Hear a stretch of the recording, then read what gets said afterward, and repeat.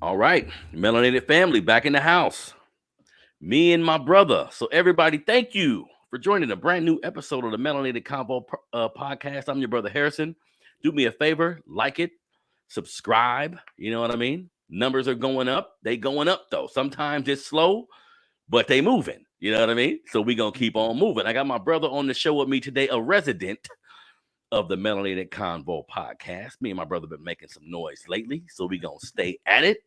You know what I mean? Today we're gonna talk about how black love matters in several different instances. Not just how you think, but in education, in our relationship, in our communities. I don't feel these type of conversations get redundant because shit ain't changing fast enough for me. So we need to figure out ways to talk about it, figure out ways to make it cool for men to feel, for the members of our community to understand we have a stake in everything that's going on. We surround stuff with racism and what's going on, but my brother Jermaine, he'll let me know sometime. Yeah, racism is happening, but shit, what'd you do yesterday? That didn't have nothing to do with the system. You were just on some bullshit on your own. So let's look at self more. You know what I mean? So on the show with me today, my brother Jermaine Morris. How you doing, Jermaine? Man, I'm doing pretty good. It's been a full day, but I'm glad we get to do this. Yes, sir. Yeah, so that's how I be feeling, man. Doing the editing of the videos and the reaching out and all that's a process in itself. But being able to just come here for an hour and speak really does something to my spirit, man. So I'm happy to be back for another show. So family, check it out real quick. Do me a favor. Now, if you know anybody who needs t-shirts, anybody who needs a flyer, anybody who needs a logo, my new business, Precision Design Studio, I can design your t-shirt. I can design your next logo, the next flyer for your event. If you hit me at precisiondesign47@gmail.com, send me a DM. My number is 916-202-6684. Business inquiries only. If you need a bulk amount of shirts, we can work out a deal. But work with your boy, man. Black businesses matter. And being in a space like this, I'm trying my best to do everything I can to just capitalize off what I've learned from creating this platform. Also, the Melanated Convo t-shirt. So we have the logo shirt, the Melanated Convo podcast shirt you can buy. We have the Melanated State of Mind shirt you can buy. This is just a mock-up I did of Melanated Family. I sold a couple of these though, but this is just a mock-up that I made just to, make sure I was on point. But hit me on my on my Instagram, which is Melanated Convo 100 on Instagram. You can hit me on my email, which is melanatedconvopod. Any of the platforms you see me on, contact me. Let's do business. Black money matters too. Shit.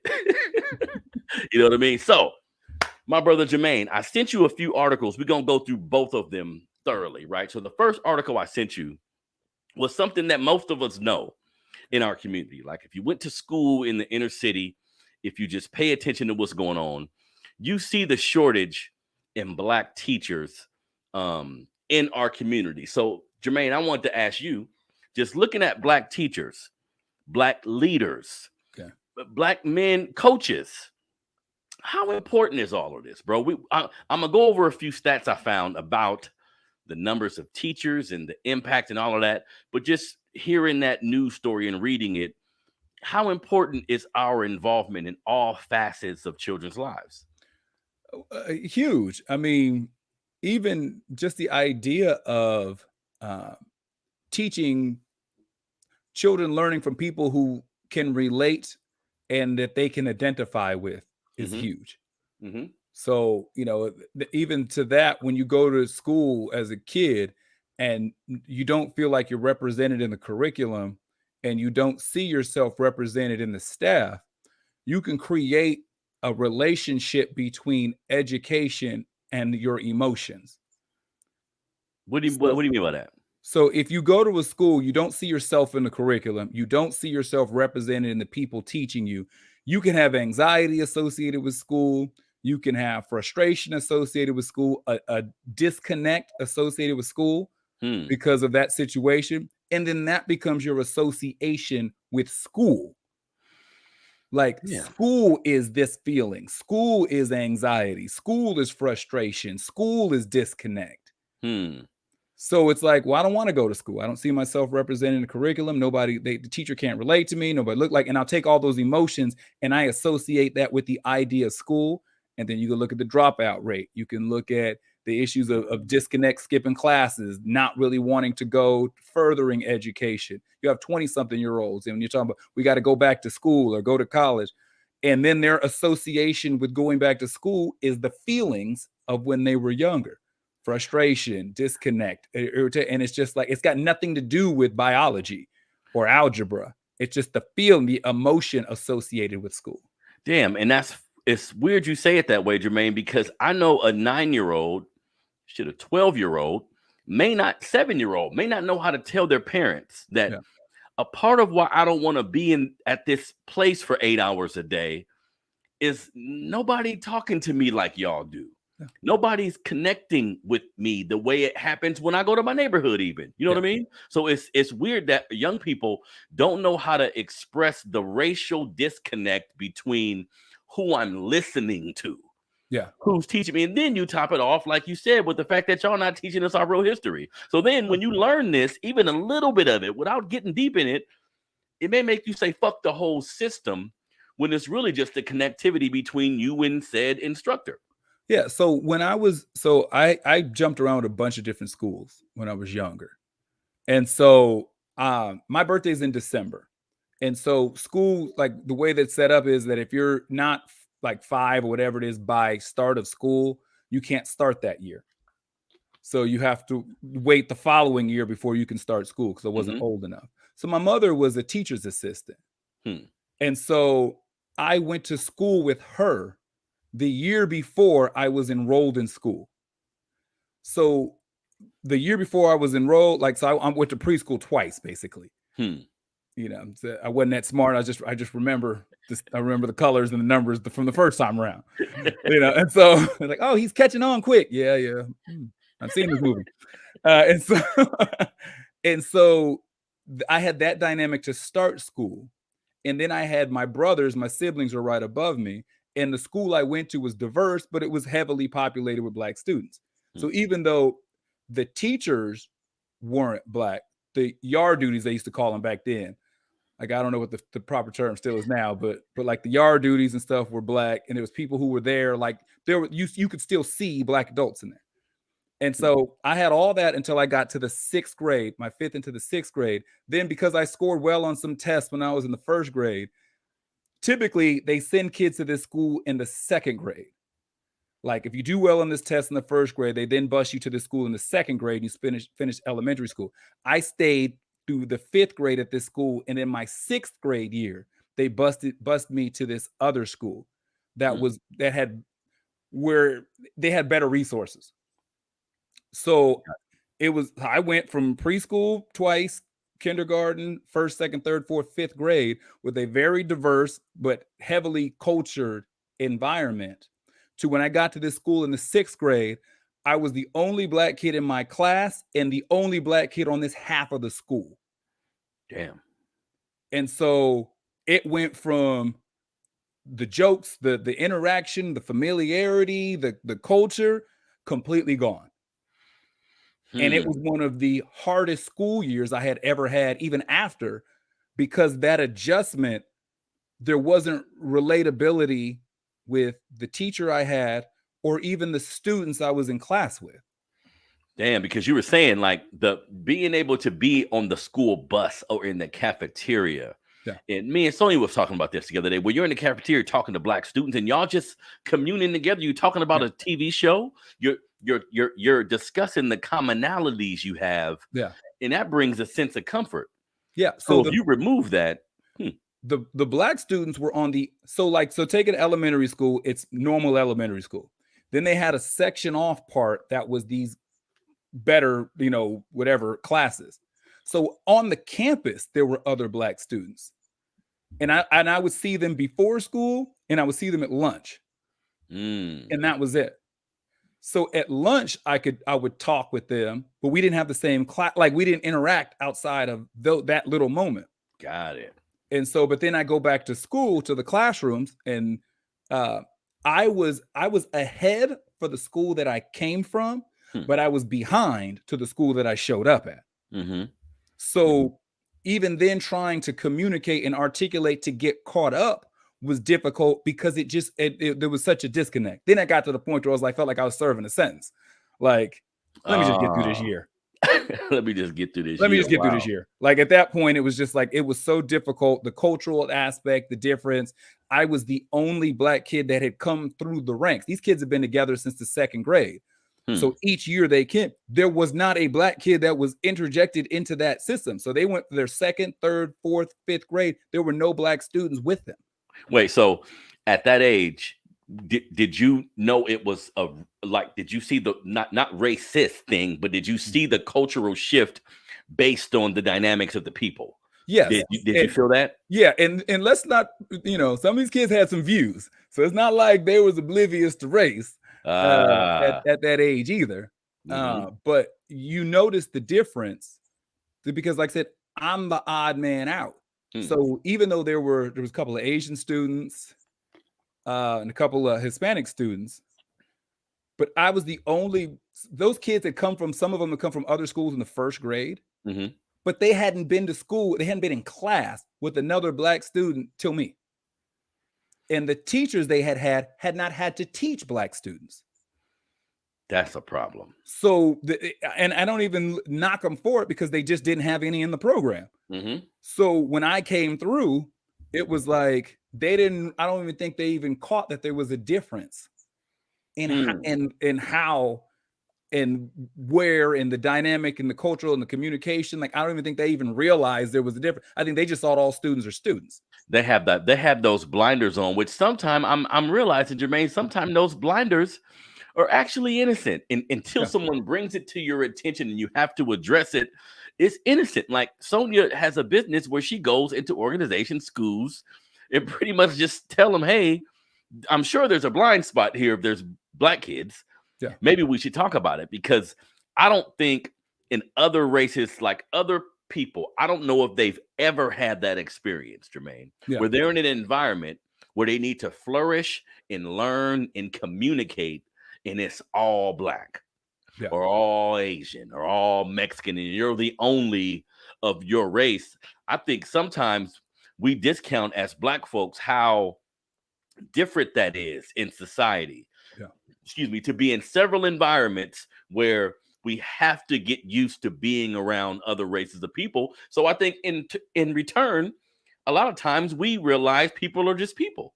Yeah. Because we had to be around you. But I can only imagine, bro, being somebody white and you've never really been around somebody Black. That's just like us seeing somebody white on TV all the time. See them on TV, it's violent, it's whatever the propaganda is. Then you see one, it's like a damn, you know what I mean? It's like you go into an art gallery or something. It wasn't so I went to one school in the 5th grade, a different school in the 6th grade, a different school in the 7th grade. Now, when I got to the 7th grade, I was back with the school, the kids I'd gone to school with from preschool to 5th. We all funneled into the same middle school. So I was back with them. Then we had moved. I was in a different school, still in the 7th grade, into the 8th grade, a different school to finish off my 8th grade year. And then I went to high school as a different school in the 9th grade. So for a real short period of time, I was jumping through all these schools, and these schools couldn't be more different from each other. I've heard people speak about this, and this is a thing. I went to one elementary school, one junior high school, one high school. Ideally, but here's the thing. I've heard people speak to the positive of that experience you went through, because it's so many different people, because the peer group changes how you communicate, how you introduce yourself, how you commune with people. It has to be different because your system was kind of shocked. And now it's a whole different environment. So how did you overall? Do you think that experience helped you or hurt you? Because you mentioned like 4 different schools in 5 years, right? So I remove everything I work under, self-awareness without judgment. So I remove was it good or bad? And so I just look at what was the end result. So because of all that transition, the end result was I saw all these different kinds of people, and I could see the patterns of consistency and familiarity Okay, they may look this way or this socioeconomic background or this whatever, but here's all the things that base point, they're basically the same. Yeah.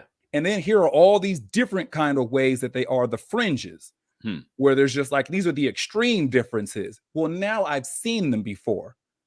So I familiarized myself with, okay, I got acclimated to dealing with different kinds of people in the developmental years of learning to deal with people.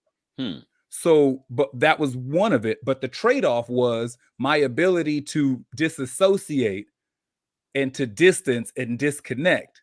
Because I transitioned so many times, there was less attachment every time I showed up somewhere new. Yeah. So I didn't forge these lifelong friendships every time I showed up somewhere because I saw them as temporary.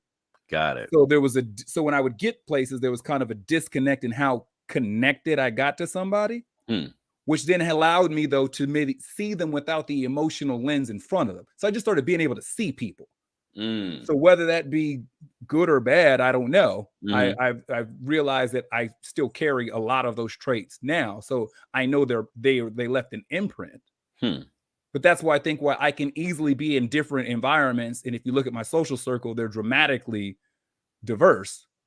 Because I'm familiar with being around different kinds of people. That's a good thing. Ultimately, I think as a child may not view that as a good thing at the time, but ultimately, because that's what I was saying, ultimately, I think that could be beneficial. Just the different cultures, the different other races of people could fare better sometimes if as kids, they had to be around that group, then that group, and you get, you find your way in it, and you realize at the end of the day, everybody's the same. We have the same fears. We have the same loves. It's so the same. So when people do this thing where they're dividing the races, sometimes my mind get boggled, like, what's your real problem with us? It has to be you haven't been around us in large numbers, because if you were, you'd realize we feel the same way about a lot of shit you do. Now, something else I want to bring up to you, Jermaine. In the article, it talked about how the breadwinner thing, where so it was saying how a school teacher on average makes about $65,000 a year. If you're lucky and in a good state. If you're lucky in a good state, right? So it was talking to, some Black men may not want to become teachers because of their personal feelings about their experience in school. It may just not be a field they want to go in, or some of them may look at the money. Like, this isn't enough. And in society, someone wants to talk to you about, society kind of says the man has to be the breadwinner. And I understand that ideology. But do you think, how much of a factor you think that has been in just people really choosing that profession, knowing you can help people, knowing how much is going to actually help? Yeah. So a lot of people who are teachers, it's their second profession. What do you mean? You went to school for something else. And whatever that didn't pan out, you're qualified to be a teacher with your degrees. Oh. So if you become a teacher in most public schools, it's like playing semi-pro sports. You're really doing it for the love of the game. So you're not doing it to ball out. You're not doing it to like, you're really doing it for the love of the game. You're doing it for the love of children, for the love of community. You may want summers off. You may want like certain things, but you'll find a lot of people who are like career teachers, those ones that are like, when you're there, they're older. A lot of them were doing something else. And for whatever reason, when that didn't pan out, your bachelor's in this, your minor in that, you're qualified to be a teacher pretty much anywhere you go. Wow. So that can speak to the disengagement at times. If this isn't what I wanted to do, but I need a paycheck. And I think a school teacher, like a police officer, like a firefighter, you got to love that shit to be highly effective. So that speaks to a lot, Jermaine. Well, let me so I'm clear. There's a lot of women who it's their first career. It's men who it's their second career. Wow. And Sonia was mentioning to me how a substitute teacher, which scared the shit out of me, a substitute teacher doesn't even have to know the subject. It's like you said, I went to school. I'm qualified to be a teacher for 2 days. Let me get my quality. Well, here's the deal. So that's why some places, like certain cultural schools or private sector schools, you have to have a degree in what you teach.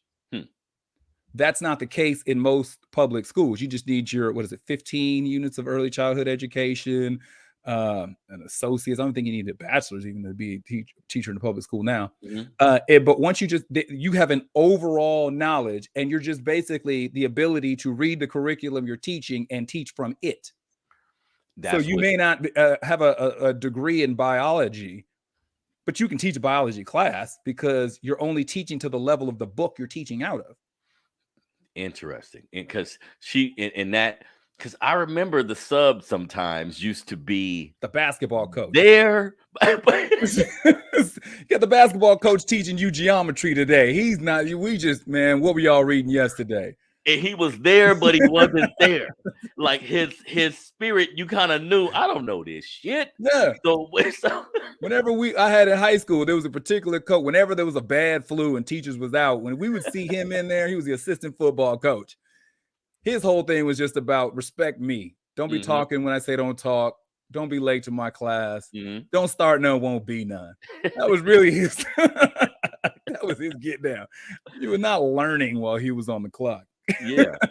All that speaks to a system in certain school districts, public schools specifically, damn near a broken system, bro, because human nature is human nature. So you want to say, hey, only recruit teachers who have a passion for teaching. Because I remember teachers, 6th grade teacher, Miss Finster, like she went over and beyond, and I can tell she cared about me. We all have those teachers. Yeah, but there's a flaw in that. Because there's a flaw in that. So you have to always understand the basic premise of public education. That the basic premise of public education was to create a marginally intelligent employee. Damn. That's the reason for public school. So the ones who were to be scholars and the professionals and all that, their kids were sent to boarding schools and private schools. Public education is so you can follow basic understanding, basic instructions. You're not going to burn down the factory. You can read to a competent level. You can count to a competent number, like that. You have a basic grasp of simple concepts. So it's not even to make you the best version of yourself. That's not why public school was even put into place. Damn. And the fact is that public school, it's such an antiquated system. I think the only system that we have that's older than the public school system is the post office.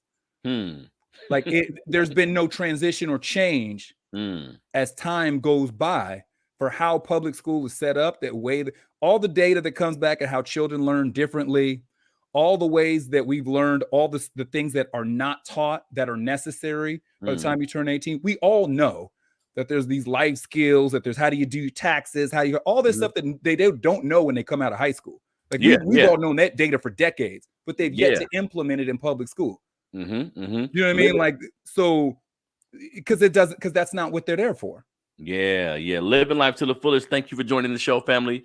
They mentioned something good, just like what you were saying. They don't teach you life skills, tech skills, managing your money, because like I've heard before, and I kind of understand, Jermaine, if you taught certain things in school, you may not have a lot of employees once it was done. Yeah. If you taught them the proper way to manage money, the proper way to do certain things, then it's like, okay, how am I going to put you in debt? How am I going to infuse you in this system where you're in debt and you're looking to us for your, where a lot of people are living paycheck to paycheck, and that's, goddamn, that's by design. Well, yeah, so I need bean counters. I don't need CEOs. Somebody got to dig these ditches. You know what I'm saying? Like the whole reason why there's public school is for a marginally intelligent employee. So when you're looking for deeper meaning or deeper proof, that's what private school is for. When you want your kids to get that extra education, to excel, the attention to detail, more teachers, smaller classrooms, the upgraded curriculum and tools and all that, that's where you send your kids to private school. And that's send them to public school. Yep. And I experienced that with my youngest son. So Jermaine, that kind of speaks to, so if parents or young people are looking to have children and make them like the most impactful individuals they can be to our society, shouldn't a young parent, a young couple who about to have kids, you got to be thinking about all this? Because when I was younger, I didn't realize why people spoke so much of this planning your life thing. So much of putting shit in place. Now I realize, come on now, because you got to kind of look out for your own seeds. You got to look out for your best interests. Because like you said, just sending your kid to public school, well, why are you sending them to public school? If you can't afford a better school, that's on you. And that's going to cause you to need to do more.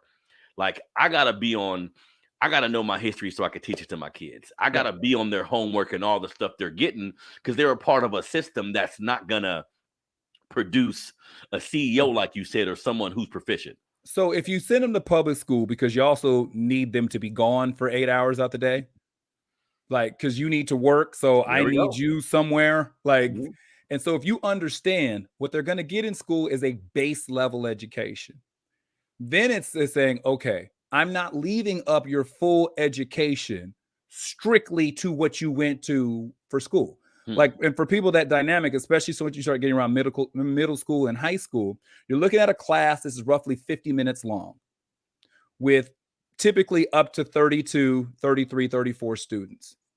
So the bell rings at 8, takes them about 8:05, 8:07 to get settled in everybody in the chair.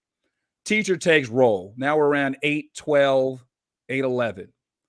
Did anybody turn in the homework from yesterday? Now we're floating around 8:15, 8:16, 8:17 by the time we get into this. Go into your chapter, read. Somebody's reading a paragraph. We're lightly touching on what's going on. Ask a couple questions. Now we're already at 8:30, 8:40. Class is over at 8:50. Now it's the closeout. Now it's all right. Everybody remember the test that's coming up. Everybody get ready for, such and such, such and such. You got one teacher working 30 something students in a 50-minute time period, trying to really get deep into a particular subject. It just doesn't happen. Damn, that breakdown, Jermaine. That's why your kids have 4 hours worth of homework. They're like, why do you have more homework than you learned in school? Because the teacher just told you what you need to go home and study because I don't have the time or the ability to teach you while you're here. I don't have the time to teach you while you're here. And think about that. 50 minutes, 34 students. So that's because you mentioned the process of the 50 minutes, but you're not factoring in the interruptions. Like it takes 34 kids. Can you go to the bathroom? These people keep talking. Look, I need y'all to be quiet. Yeah. Where were we at? Start over. What is it? This, why are you like all these things? And you get teachers, like I said, and depending upon where your class is, are you late in the morning, but before lunch? So now you've got the drifters. Are you right after lunch when they're amped up with the sugar and the caffeine? Is it early in the morning? But like depending upon where even your class is. And so to say I'm sending my kids to public school all day and I'm expecting them to come back Rhodes Scholars based upon a teacher who's there, who's moonlighting, doing something else, trying to get their real life together, is defeated in their previous career, and this is kind of what they've kind of relegated their life to. There are some really passionate ones that I don't want to even allude to that there are not very caring, very passionate, very giving teachers. There are, but a lot of them are in a system that breaks them. Damn. They're in a system where they have to have more for their students. They're paying out their paycheck to bring in the extra things that they know would help their kids learn better. And they're paying out of their paycheck supplies so your kids can learn more in class. And some of them, like any job you've been doing for a while, it builds resentment. It builds frustration. That's why you see online a teacher choking a goddamn kid out. You get broke. Fed up. I'm fed up. A system that doesn't have your back or your best interest. Come on now. Damn. So in this system, so now take all that right there that's the teachers. So what does that mean for the student who's in class? We've all had a teacher who we knew was 2 years away from retirement, who's just phoning it in for the last 4 years, just waiting to close out with a pension. You know what I mean? Like we've had those ones who are like, man, you really don't want to be here. You know what I would want to research, Jermaine? Because we talk about other countries being ahead of us in education. I don't know. We're not excelling. America in education is like America in soccer. We're like the 35th ranked. We get our ass. But I'm wondering, quick, Jermaine, I got to research this because I don't know. Okay. What are they doing differently, you think? Is it a passionate teacher thing? Is it smaller class thing? Is it culture? Culture of education. Expound on that. So if you go to other, and this is not universal, but I mean, if you can go to other countries and other areas where their association with education is different. So there's a reason why you're learning. Plus, then it's also what you're learning. So there's a lot of fluff we put in our curriculum that doesn't translate, and a bunch of stuff. Realistically, you should probably be taking social studies every year. It's how you can graduate high school and not know, if you ask the average person, let's say the 20-year-old, so they just got out of high school, they just studied American government, U.S. history, social studies, all that stuff, and ask them who's the lieutenant governor of their state. No clue. What does he do? What does she do? The majority whip, the councilman, how are districts broken up? Who does what? Like, most people don't even know how their own city works, and they can just be out of school who just taught them. And the school is not doing their due diligence to make sure. It's what you're being taught. It's what, so other countries, what are they doing? A lot of them have a closer connection to accurate history of how their country actually operates. Some of them are more stringent. Some of these schools have 6-day-a-week school years, longer hours, and then they actually have better food, like the lunch. They're not giving them that crap, which kills these little kids' like drive and ability to focus. They incorporate the need for physical activity. How we've gotten away from PE and all that stuff in most of our schools here. It's mandatory in a lot of other countries. They need kids getting that heart rate up, get that blood pumping, get oxygen pushing through their body with proper food. A lot of times in those other countries, they feed them twice. Make sure that the breakfast is solid in the morning and make sure they got a healthy lunch later. Not breakfast being like some optional if you got money shit, but no. And it's breakfast to make sure that you have the nutrients in your body that you can stay focused and you're not sitting there dreaming about food and you're not hungry. And it's not Doritos and Cheetos and soda and all this crap that's in your body. And you'll find like certain countries, like they'll have like where the kids do the dishes after lunch. Like the kids are responsible for cleaning up for themselves, teaching them responsibility and accountability. All right, everybody dump your trays, clean this up. And they clean up the area that they ate in before they go back to their next class to learn. Damn, Jermaine. So I'm thinking about the political landscape and us voting and us preparing our minds to participate in the democratic process. We're not prepared to. If we went to public school for 12 years, we're dummies damn near. We're just on a goddamn cycle. So how are we gonna really decide who should lead the free world? So back to what I said before about all the schools I went to. All public schools aren't equal. So I was in different districts when I was changing schools. So what and how they taught in different areas is different. So you can have two kids who grew up in the same city and they both go to public school. They get a completely different education in how they teach you to learn. I've seen that. So some of that is, more resources. I was fortunate if I ended up graduating from a good high school, had a lot of boosters. Like in Sacramento, where a lot of the prominent names are in this town, I went to school with their kids. So they poured a lot of money into the school. So not the district didn't kick in, but the parents of the kids who went in there. So instead of teachers coming out of pocket for resources, the parents of these kids were dumping money as boosters to make sure that their kids had all the equipment and the tools that they needed. Yeah, so resources is necessary. So everybody, me and my brother Jermaine is talking about the need for Black male teachers, the need for Black teachers, the need for Black leadership. But really, we got into a conversation about how the public school system, like most of us know, is failing our children. But we're going through the details. And you made sense because I'm in the Sacramento Unified School District. I remember the Elk Grove Unified School District. They had books. Like having a book was a real thing when I was in high school. It was like, damn, y'all got books? What? I went to Sac Unified, then I went to Elk Grove, then I went to San Juan. I was in 3 different school districts in those years, and they are not the same. How was San Juan School District? So that's where I ended up finishing out my 8th grade year and then went to high school. And that's why I said I ended up in the high school where they had resources. And the difference in the middle schools, I was at 3 different middle schools. So I was in one middle school in Sac, one middle school in Elk Grove, and one middle school in San Juan. Those 3 schools were different.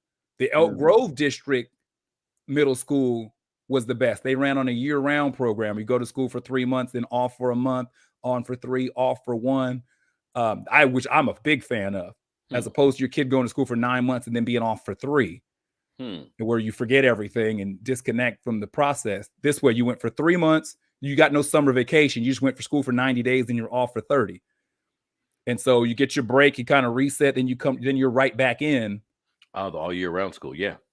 I think that was probably, out of all like the different districts and how stuff was run in this area, that was the most efficient, and they had the least lag, like the least disconnect from school. You just do a month, it's a nice break, whatever, and then you're right back in, and you didn't have enough time to really get out of routine. Yeah. So you know what? The end result of this, bro, I think, we need more Black teachers. We need more Black educators. We need to be in the school more.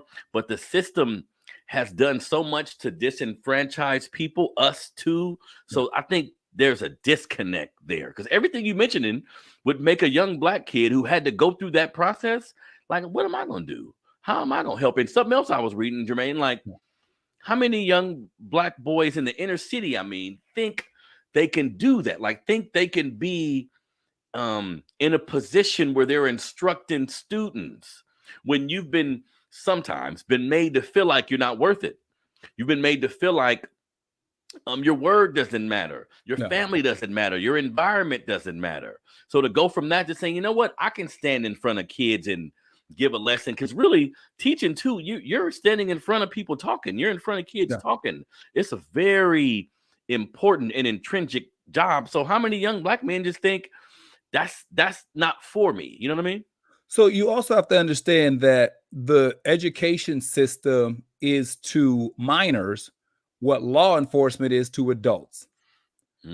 So when you're young, the face of your disciplinarian is in regards to the school district you go to. Come on now. So if every teacher you have, every vice principal you have, everybody who can quote unquote get you in trouble does not look like you. It's the same way why aren't there more Black men who go into law enforcement? Because you partially feel like this is a system that is against you, as opposed to one that you can integrate into and really make change. There we go. So when you're having issues in these schools in the 1st grade, 2nd grade, 3rd grade, 4th grade, the teacher who kicks you out of class, the teacher who gives you detention, the one who tries to suspend you, the one who sends you to the office, the one who's in charge of calling your mama, the one who's in charge, it's a face that does not look like you. So then it becomes that's them. That's them. Not us. Not us. Yep. So these systems inadvertently or purposely lock us out of shit and make us feel a certain way. And rightfully so, we say, I don't want no parts of that. Yeah. We're just kind of like, that's not for me. And even when we get lucky and get good teachers, they're the outlier. Always the outlier. So it's like, oh no, it's not like all teachers. No, because Mr. Smith was. No, Miss. And we know that name. We don't say 7 names now. There'll be a teacher that was an outlier that made you reconnect to school. That's she's the reason why you still came to school. Like, she's the one who could hold you accountable. Are you gonna do that right? Yeah, I'm gonna do it for Miss Baker. I'm gonna do it because she got my back. Come on. She speaks up for me when it's something going on. She looks at me and sees me. Yep. Mr. Jones is the one that he's the one that when I'm walking in, he doesn't let me just walk by. He makes it a point to stop me, say hi, ask me how I'm doing. So if he asks me to try a little harder, I'll try harder for him. And some of these teachers who are outliers had to look at the like a cop who gets into it to make changes to affect the community and realize this is a bullshit system, but still says, you know what? I'm going to be better. Yeah. I'm going to still be efficient. I'm going to still do everything I can. But in human love of the game. That's a rare individual to stay in something for the love of it, thinking about the young people when, you got bills and like you said, something I've never really considered. If it's your second choices don't be anytime something is wasn't what you wanted. It's a gift. it's a gig. And It's a anytime gig. somebody just say, "Yeah, I'm teaching," you don't want to It's a gig, man. It's like it's keeping the lights on, it's keeping the rent paid. Mm-hmm. You know, it's a gig. Yep. That's very interesting. So, of course, we need more black teachers, but we're dealing with a broken system. So, parents, love your kids, pour into your kids. So you gotta be clear. It's not a broken system. It runs exactly as it was designed It to. runs exactly as it was assigned to you. Damn right. You're damn right. So when we look at the political disarray and the propaganda that's fed to us, well, they're just feeding it to the individuals they bred to work in the shop, to work in construction, to work in. They don't want you thinking. So that's how they approach us. So that's great conversation. Now, next thing I want to talk to my brother Jermaine about. Ooh, that was fire right there. I don't care what nobody say. You know what I mean? Next thing I want to talk to my brother about. Now, Jermaine, I sent you a very interesting article about black relationships and how the stereotypes and propaganda that were fed by the media, by TV shows we watch. You know, you see the ideal hip hop to a degree of the shiftless black man. You run around with all these women procreating everywhere, don't want to be in a relationship, don't want to get married. And this article broke that part down, but it also did a great thing and humanized the black man and everything we've been through. And like people always say, we're not a monolith, which is true. A lot of black men who work, who make money. And it was speaking to the fact that at the end of the day, there needs to be some type of unit there. So when you read that article, I want to get your opinion. So when you read that article, what were some of the things you were thinking? Kind of what you were saying is that they asked all the people who were of, I think it was like 50 years of age difference. Mm-hmm. Like, so it wasn't like these are the 20-year-old perspective or people who grew up in the 2010s and 20s, their view versus people who grew up in the 80s or 90s. This is people from the 50s, 60s, 70s, 80s, 90s. Like, these are all these babies of all those different generations. So you're really getting a good look at the diversity of thought. The diversity of thought. So so when it goes to like, okay, we don't all think the same. We don't all have the same narrative, the same perspective. So I always appreciate that. You're not kind of catering to a niche or to a small group. So the biggest thing that I appreciate the fact that they went to all these different people and had all those hours of interviews and research to just talking to different people and how they viewed stuff. So like looking at like the black family, yes, we have individuals, and this is an economic thing, who may live in a certain environment, have a certain past, where they look at relationships and women in a particular way. And I will admit, like, I've seen men who, because of their financial status, which I link to the level of preparation they put into their lives, isn't where they want it to be. So a woman can be seen as a conquest, really, because you ain't got shit else going on. And you're not really dominating life. You're not really nailing the shit in life you want. You probably hate your job, probably don't have a job, but you're hating your job. You're not really viewing it as a career and something I love and I'm thinking about. So I think when any man doesn't have something on his own, doesn't have something he loves that's driving him, a woman can be a distraction. Or your focus. So if you don't have a goal, if you have not figured out your purpose, if you don't know why you wake up every day, a very readily available target are women. So women become your focus. So it's just about the acquisition of. So I mean, it's not even a counter to, oh, because I don't have a purpose, I'm dating and messing around with all these women. It's, I ain't got nothing else to do. This has really become what I do. It'd be the same thing as the guy who's always at the court hooping. Man, you be out there hooping 6 hours a day. I ain't got nothing else to do. This is what I'm not trying to go to the league. Like, this is what I do. This is true. And I've seen for 8 hours a day. This is what I do. I'm chasing women. This is what I do. And I've seen just real shit, men and women who are in a relationship, but both of them have nothing to do all day. This is where hella kids come. Yeah. You ain't got nothing to do but have sex.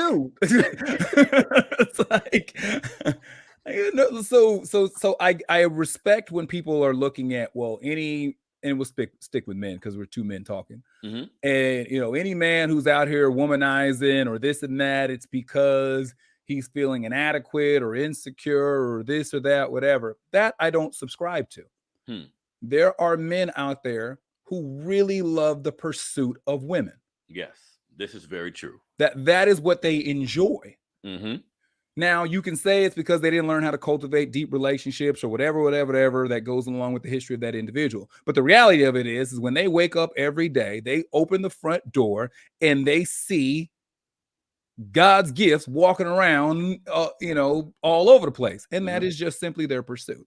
Mm-hmm. Now, they don't make up the majority, and which is what I liked about the article in the sense of there's a wide range of men, who most men aren't even in the game. Yep. Like when they talk about love and relationships, most men are single. So this idea of how this is how all men are, and specifically when you start talking about this is how all black men are, you're really talking about the minority of the population. Very true. You know what I mean? So, most dudes ain't out here like that. Most dudes, but I think it's still an important topic to me because when you are out there like that, that can cause problems in our society, because I've been around a wide array of men, all types of financial backgrounds. And you're right. Some men just like women, like their career is right. They follow their passion, just the pursuit of women. And really in society, that's something a lot of men have to get over. Like women are very beautiful. Like if you look at like that can be something for every man. So it's like a level of discipline. An awareness you have to apply when you out here in these streets, because the best of us can find ourselves in a fucked up situation because of a woman. So there's two principles that I attached when it comes to this sort of stuff. So one is from the first Jurassic Park movie. So the first Jurassic Park movie, and Jeff Goldblum's character, he was a scientist, but he was in the leather jacket with the glasses. He was laid back. He was kind of like the non-scientist, when it came to all that stuff. So he was there. And he's going through all these different things. They're showing him how they took the embryo and how they duplicated, and he's like, that's not natural. And these animals, these didn't exist in this time period. And it was something that he said. He said, everybody was in such a rush to figure out if they could, that nobody ever stopped to ask if they should. And so there's a belief sometimes that because I can go out there and meet women. I can go out here and run around. I can go out here and do all these things. I can live my best life, or whatever phrase I want to. And I'm in such a rush to prove that I could, that I never actually stopped and asked if I should. God damn. And the second part is, and we've talked about this before, and it's a phrase that I use all the time, but I usually start with young men, is that how undisciplined boys become undisciplined men. And undisciplined men are problematic. So when you've got an undisciplined man who never stops to think if he should, that's how you can find men with multiple children all over the place, men who've left a wake of hurt women, men who have pursued women selling dreams because they were in the pursuit of and didn't really realize or even give thought to how the body's going to fall after they leave. Like, because they were so hung on up if they could, that they never stopped to ask if they should, because they weren't disciplined enough to stop themselves from being bad for the ecosystem. Damn. And that's a high level of understanding of yourself and accountability. But damn, I know I can, but should I? Yeah. That changes that girl. I could pull. You probably could. And if I tell her this and compliment her and talk sweet to her and do all this, I bet I could probably take her. You probably could. But now after you do that, and then you remove all this affection you just gave, you realize that the dreams you sold were not real. The things that you set up, all this stuff, what's going to happen the day after you walk away? How does the body fall? after you've removed the dreams that you hoisted it up with. Mm. So She yeah, gonna you hate the could. next guy. Yeah, You she gonna could. hate the next guy. You gonna But you bad for temper. the ecosystem because Yeah, you're undisciplined. you're bad. So one guy treating a good, because I've seen good girls get ruined, Jermaine. Yeah. Like nothing wrong with her. Great head on her shoulders. Beautiful, ambitious. Mhm. But she believed in the wrong dude. Yes. And he took her to the cleaners, and now I'm with her, and she don't trust me. She don't believe me. The last two dudes could have been like that. So damn, some of us, black men, listen to this real quick, man. Some of the shit you doing is bad for the ecosystem. Yeah. Whether it be with a woman, whether it be what you're not doing with your kids, whether it be the representation you keep when you go outside of our community, like, believe it or not, like I'm this new thing I'm saying, Jermaine, is like everything matters, bro. Yeah. It's all connected. Everything is all connected. You can try to remove yourself from this piece or from that piece. No, it all matters. And here, something else I want to bring up to you real quick. Oh, and something else the article was bringing up, because like you said, it went into the stereotypes that we see on reality shows and the shiftless man, but it went into how the men he spoke to the fact that no, the woman was the reason they settled down. So do you believe that, Jermaine? So a man can be out here in these streets, getting it in, doing what he want to do, and literally just hasn't met the right woman yet. So he meets a woman who changes his mentality. They complement one another. She brings something to the table that he feels is beneficial. That happens a lot, right? Yeah, you can meet. So information changes situations. So you've been on a particular trajectory based upon the information and experiences that you've had. So then you get introduced to a new individual, learn new information, and have different experiences. She's not like them. And whatever that means to you, that difference of experience, where you are in your life at the time when you meet her and where she is when you meet her, and whatever that encounter is, can be something that changes the trajectory that you were on. Wow. Maybe you didn't have somebody who affirmed you and spoke life into you. And she's just like, you were so brilliant. Like, you were so this and that. And there's a light bulb that goes on that you may not be familiar with. There may be a dynamic of you're used to adversarial interactions when you start talking about real stuff, and she's calm. Don't worry, we can talk this out. Like, I'm not here to meet you at your level. Like, and you're just like, wow, that's the first time I had a disagreement that didn't go nuclear. Wait, say that again. So you said, I'm not here to meet you at your level. Yeah. I'm here to elevate.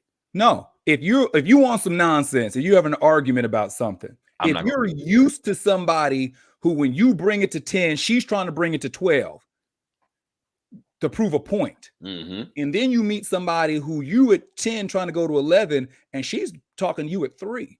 And you're like, wait a minute, we can't have a disagreement. I've had that. Yeah. That does not have to escalate. Yeah. That may be unfamiliar to you. That changes the trajectory of your encounter when it pertains to women in conversation. Well put. Well, Jermaine, I've heard, damn, this is great conversation, family. I know men who've said they've had that situation with a black woman where she goes to that 12 and he's at 10 or 9, and he don't want to do that.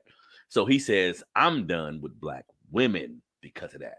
That's a black woman thing, not realizing he can meet the next black woman who changes his perspective. She don't operate like that at all. You know what I mean? Yeah. Yeah. So what happens a lot of times is that we attach color to culture. And so if you deal with people who have a culture of a particular behavior, who happen to be a particular color, the low-hanging fruit is to say it's the color. So this particular behavior is exhibited. I met 10 people who acted this way, and they all happen to be Latino.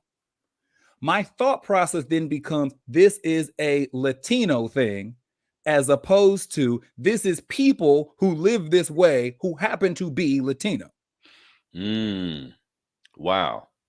So, looking at how they were raised, where they were raised, the culture of how they were raised. There's a cultural aspect of what is the dynamic and how they behave. is, okay, well, what's the similarity of the people you keep dealing? Well, they were different people. Were they really though? And it's like, no, because Wait, you were so just as you were. living life to the fullest, Jermaine said we have a lot of self-hate in our community. So is that a cultural thing you saying, Jermaine, where you're looking at how we're acting towards each other, the level of discernment, how we get upset, all these different things? So you have to understand that. So if you're black and both of your parents are black, that is the blueprint for how you attach behavior to each gender.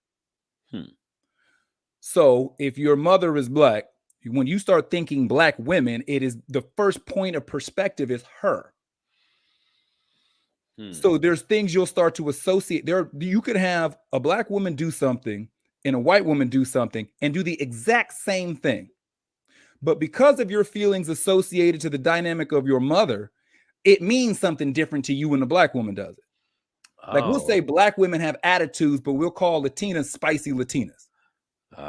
Very true. For the same level of anger or frustration or irrational emotional outbursts. But we'll call one, this is problematic, she's angry, she's difficult. That's sexy, she's hot, she's she's fiery, she's feisty, because of whatever association we have put on the package. But the behavior is the same. The behavior is the same. We're just bottling it up a We're little choosing to see this through a different lens. Yeah. That makes a lot of sense, Jermaine. That makes a lot of sense. So, because something else they spoke to in the article is the fact that, because again, I'm personally not against interracial relationships. If a black man wants to date outside of his race, as long as there isn't any hate for me in there, as long as there isn't any self-hate, I'm not messing with a black woman because black women do. See, then we got to have a conversation. But if it's just you met a woman who green and she bad and y'all get along, shit, do that. But we got to realize that happens a lot. And I'm not going to lie and act like black relationships, a young black person seeing two black people together is a powerful thing. Yeah. Like that can, because one of the guys in the article was talking about some problems he was having in his relationship. He didn't know how to keep it going because he never seen it. Like my brother Bobby Glanton used to say on Zoe Williams' show, the model of possibility. Yes. You know what I mean? The model of possibility is a real thing. Like seeing something to know, okay, I can do that. Yeah, it does help. Like it's when you got, first off, it's a resource. So when you go to somebody who's been married 20, 30, 40 years, they've got information. This is somebody who's like, yeah, I've been where you at. Like year 2 is okay. Here's the thing: is get ready for year 5. Y'all have babies yet? No. Okay, well, get ready, because and here's this and the pregnancy and then postpartum, and then there's gonna be the disconnect here. Then you're gonna have to, okay, then after you got 2 kids, then here's like they can help your roadmap. Like they can give you information. So when you have access to people who've been doing it, that representation, like it's a resource. Then it also gives you like it's possible. Like it's a possibility. It's like, it's like, oh no, it's not hypothetical. It's not theoretical. It's I know John and Sue been together 50 years, live across the street. Like I don't have to dream that's just on TV. I know the mugs. Like I see them. Like I see them at the grocery store. Like I can touch them. They're real people. And that helps, because it's like, okay, it's not a fantasy. It's not that's what people say, but I've never seen it. It's real. It's tangible. That's definitely necessary. And I think all of this goes hand in hand. Like the school system we were talking about, I think a lot of times, and this isn't just a black thing, just parents just sometimes don't know the power they have. Like if you get with someone in the home, there's a lot of trauma. There's a lot of, like, you guys go at each other and there's arguing and yelling and screaming and all of this. How y'all communicating in the house matters. If it's a single mom and there's no father, then that becomes a weird dynamic too, because you don't see 2 loving parents figure stuff out. Because Jermaine, that's a big issue I had to deal with in my relationship, bro. Like, this thing is happening. What's my actual role? I honestly didn't know. I know what I thought it should be, but I've never seen it. And I'd have a person who've been with one woman for a long period of time, who've been through all the different steps it takes to live that out. Say, hey man, do that. I had my peers, but sometimes that's a little shaky. Yeah. Hopefully you get a peer who their parents or grandparents are still together. Yeah. But yeah, having those experiences, like there's people who know, like I've seen people whose parents weren't affectionate. Like, so they don't know how to be, they know how to be sexual, but they don't know how to be affectionate. So they know how to touch and hug and kiss when they're trying to get some. Yeah. But when it pertains to just 3 PM, just a nudge, just a hug, just a rub, just a peck without expectation, don't know how to do it. Never seen it. Or they can't differentiate between affection and sex. That's an important point. Well, you're only doing this because you're trying to get some, because everybody who starts to rub me or hug me or kisses me, it's the precursor to try and, do some things. As opposed to, no, I just hugged you because I wanted to hug you. Like I saw you, I just felt like just kissing you. It don't mean it got to, turn into something, but so some people who've never seen that around them don't even know how to receive it. And all of this makes me think, Jermaine, about how early in my life, I seen people treat the dating process so serious. Yeah. And I didn't, right? But now I think back like, damn, they wanted to take the time to get to know about your mama and them. Who the fuck raised you? That's gonna give me some good information on who you may be later in a relationship. You know, we do it for superficial reasons. Let me see if their mama's, see what she gonna look like in 20 years. See if she thick. Yeah. Like what? Stupid. So that's why so first off, I'm a firm believer in dating. So like we don't, like at this generation, folks don't even date. Like no. What are you doing? We're going somewhere with the purpose of getting to know each other to see if there's even something here. Are our values in alignment? Can we communicate past 20 minutes? Yep. Can we do these things? Okay, I may find you attractive, but we're not compatible. So we can go our separate ways. We ain't trying to just sleep with you the first night. Like we can walk, fair exchange is no robbery. Like we hung out for a couple hours. There's not something there. We can go our separate ways and nobody feels burned. But what happens is in hookup culture is that we just try to hook up on the late night. You start sleeping with each other as soon as possible. Well, once you start sleeping with somebody, now if you just try to walk away, this is an issue. Like somebody has given of themselves to somebody else. And now you realize you're not compatible. So I'm out. Yeah. And now this is what I'm saying, which is bad for the ecosystem.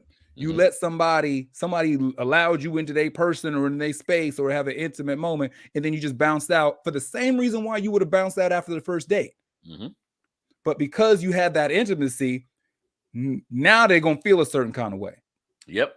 And now the next individual on both sides gets a different type of person. And this just speaks to, because I didn't always think like this. And I struggle with this sometime as a man and being a young man who just was sowing my oats. Like I was doing whatever I wanted to sexually and everything. You know what I mean? Yeah. So I'm thinking now, like how I see how it affected my life. Yeah. But in actuality, what about all the women that it affected? So they had to go from there to different relationships after me.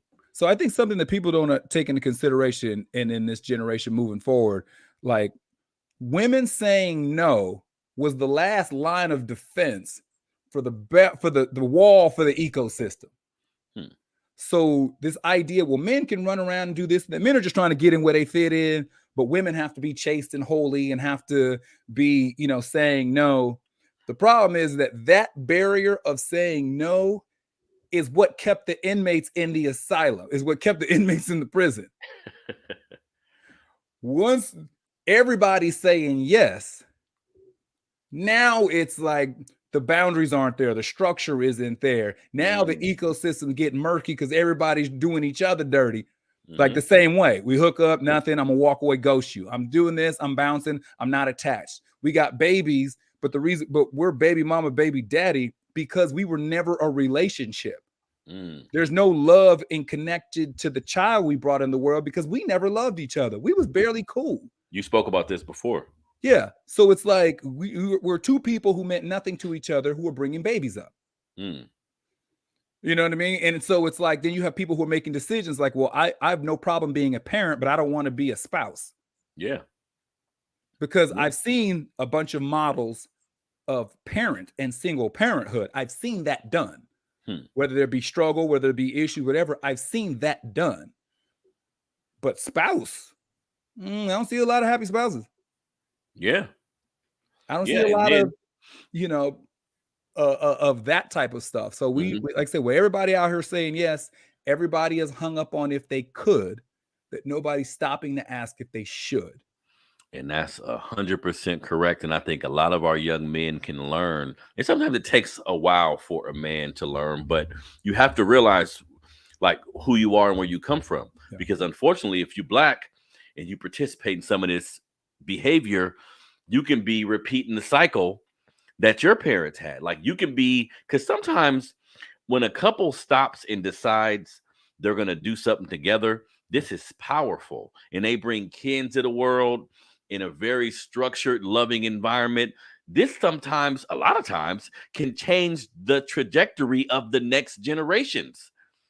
And we're not even thinking about this. This is why I look at my relationship a little differently. Like, yeah, we have problems and we struggle, but if we do this thing right, my sons will see that it can be done right. So imagine if you're going up against resistance, and I decide I want to do this. So as an individual, I'm trying to fight up against stream to try to make something happen.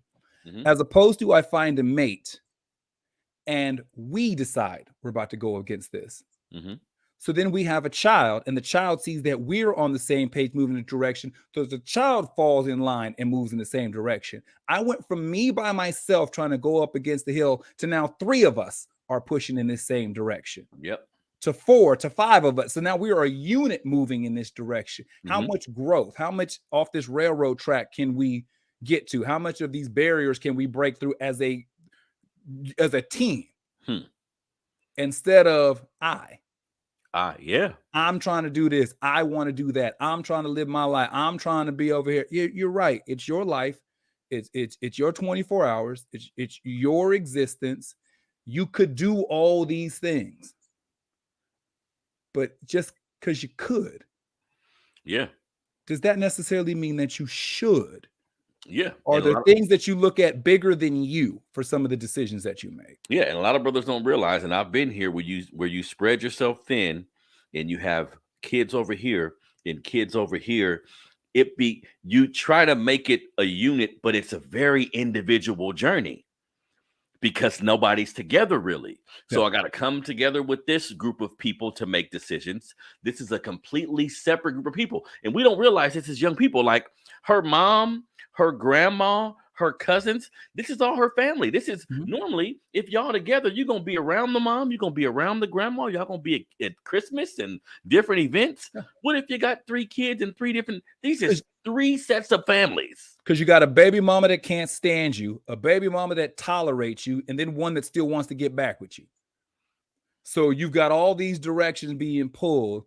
And the one that still wants you, she's accommodating. And the one that'll tolerate you if you can catch her on the right day. But then you're always fighting uphill against the other one because she'll do stuff just to spite you. Well, how do you get all your kids together on the same page under those circumstances? See, when they have different moms, they're hearing different levels of communication, what's being said about you. And like I've always said, each house is a different culture. Yeah. So if you have kids all over town, they're coming from different cultures, trying to integrate to what you do in your house. Very confusing for a child, Jermaine. And then very unfair and confusing. Then introduce a new man to any of those women's lives. Now we got a whole nother ball of wax. He got his own program. See? You know what I'm saying? Like, so it's kind of speaking of with the article and stuff, these different, all Black male, female dynamics and relationships are not dysfunctional. All of them are not this. So I've always kind of said that it's the squeaky wheel that gets the grease. It's the bad ones that get the press. That more attention that I know those guys who get married and have great families, they go off into the hill to be in their happiness. Mm-hmm. And they kind of look back like, y'all figure it out. I'm going to be over here in my happiness. Mm-hmm. It's that sometimes you just need to hear from the guys who made it to the promised land. Yes. Some of those guys need to come back and say, no, it really is okay.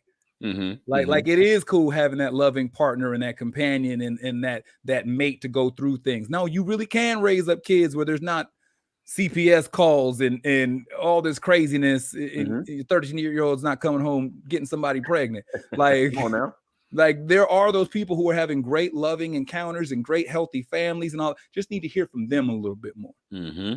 That's 100. So everybody, thank you so much, man, for tuning into another episode on the Melanated Convo podcast. We got a new follower, living life to the fullest. Thank you very much for tuning in. I don't know if you a male or female. Last time I just threw it out there and was like, thank you, bro. Like, no, I'm a woman. I'm like, okay, I ain't gonna do that shit anymore. But thank you, everybody who tuned in, man. We're gonna clip this up and get it out to everybody the way we do. My brother Jermaine Morris tuning in another episode on the Melanated Convo podcast. Hey, man, look, I don't have all the answers, but I've put myself and my family through a lot. So I try to look at things from a different lens because everything matters. And I don't like how our people are treated. I don't like racism. I don't like the dysfunction we display between one another. So I'm going to do something about it. You feel me? This is my way of doing something about it. This is my contribution. But me and Jermaine going to continue to come to you, man, in the genuine fashion. This is your brother Harrison. Jermaine, do me a favor and tell everybody where they can reach you. Just basically for stuff like this conversation, every social media platform is at J Morris CEO. And then by profession, I'm a certified coach and consultant, and my practice is based around a DISC assessment. For any information on that, you can go to mykeysto me.com. That'll fill you in on all that stuff. Thank you, my brother Jermaine. Everybody follow me on Melanated Convo 100. Get all the Melanated Convo podcast gear, man. We have the Melanated Convo podcast shirt. We have the Melanated State of Mind shirt. You know what I mean? They going like hotcakes. Get you one, family. Reach out to me on Melanated Convo 100 in my DM. You can email me at melanatedconvopod. Your size, color, information. Let's continue to work together. This is your brother Harrison. Melanated Convo podcast. We out.